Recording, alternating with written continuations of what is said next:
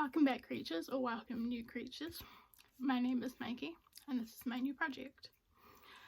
This is my series where I talk about an urban legend which I am obsessed with, and I do my makeup at the same time. But I won't be doing just any sort of makeup. I will be doing special effects makeup. I won't be showing any of the products or demonstrating the steps in the look that I'm doing today, which is very simple.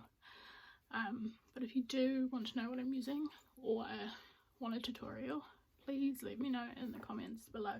So today's makeup look, definitely not based on our urban legend. It is Halloween, so I am only doing Halloween based looks for this month, and you guys get a video out of it. So our urban legend today is all about the baby train, and our makeup look is just going to be a very simple ghost along the eyes. I'm trying to be nice to my skin by not overdoing everything, so the makeup might take up very little time. But I still have a story to tell you. Perfect. The baby train is an urban legend told in the United States, United Kingdom, and Australia. So, my neighbours.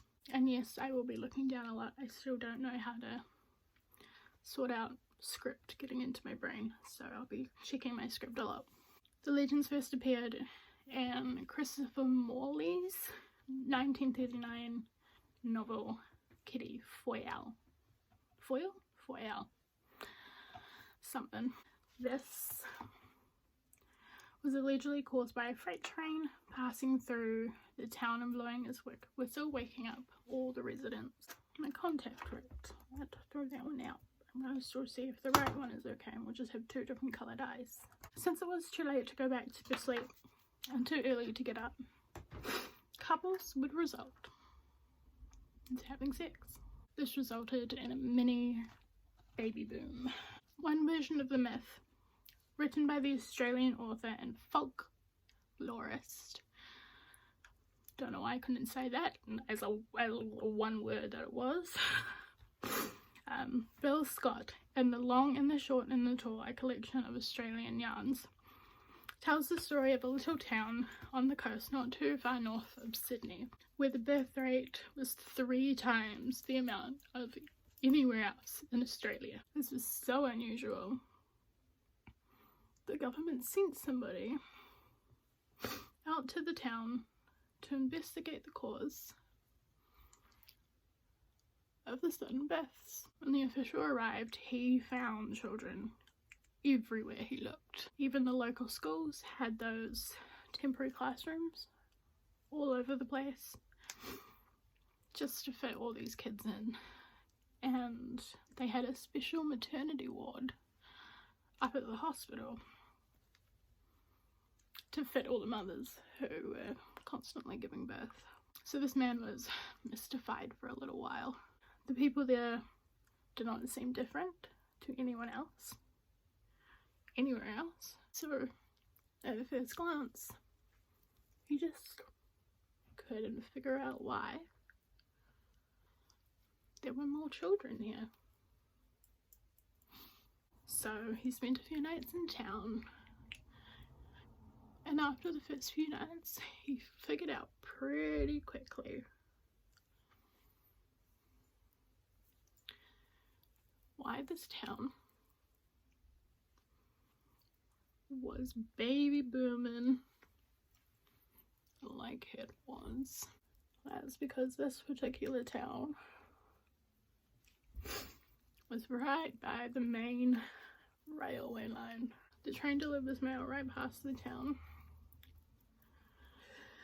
and thus blew its horn.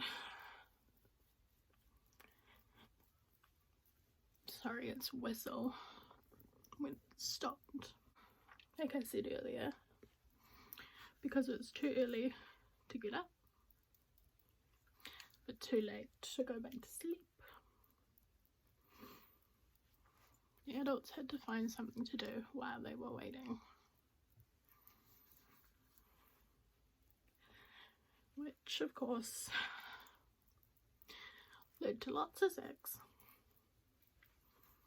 and very high birth rates in the town. That's pretty much the ins and out of this myth and legend. So you might think we're done, but no. I haven't even done the Halloween part of the makeup yet, so we're still going. There are other versions to this myth, obviously. One of them tells of noisy foghorns rather than train whistles. This is going to be difficult again. I don't know how to do everything all at once. As I move on to doing fun Halloween makeup, we're going to talk about other myths and actual events that have happened to cause this. So I'm waiting for this one to dry.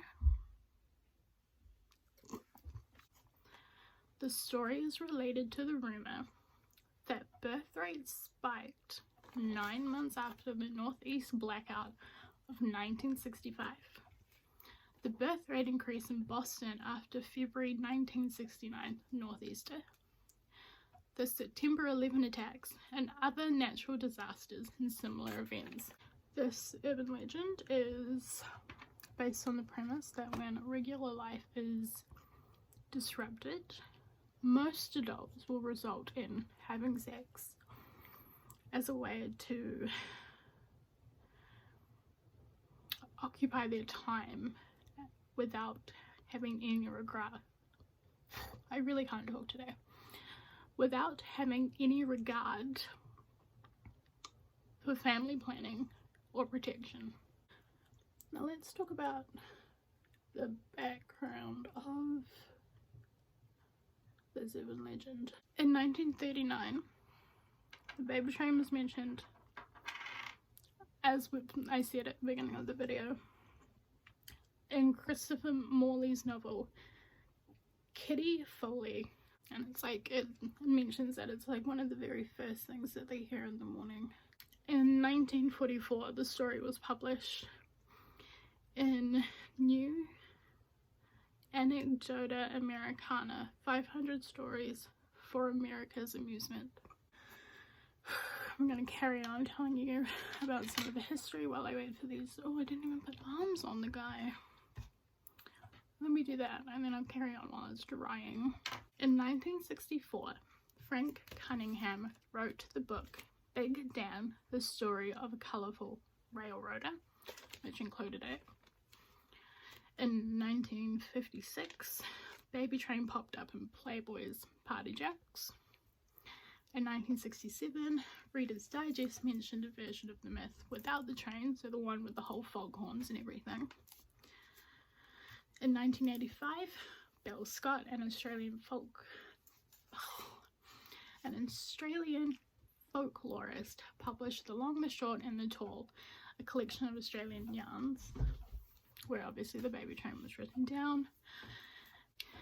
In 1993, folklorist Jan Harold Brunvard published the book The Baby Train and Other Lusty Urban Legends. I didn't realise that was the last page of my notes, because I don't write anything in order. So let me finish this, let me put on my wig, and then I will be right back. So here we are at the end of the video, and this is the final look.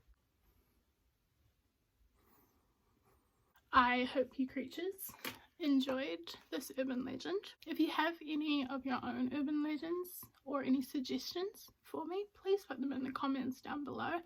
I'm always excited to learn about more, and I will see all you creatures in the next urban legend.